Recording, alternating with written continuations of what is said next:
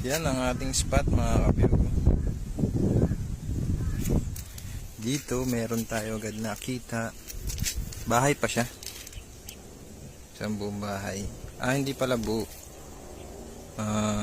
Kalahati. Giba na yung kalahati. Ayan.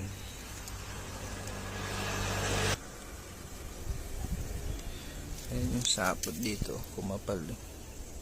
Akala ko nga ito ay yung eggs. Pero hindi kasi nakita ko na yung laman. Ayan dun. Kita na yung pweto. Hey! Tigre.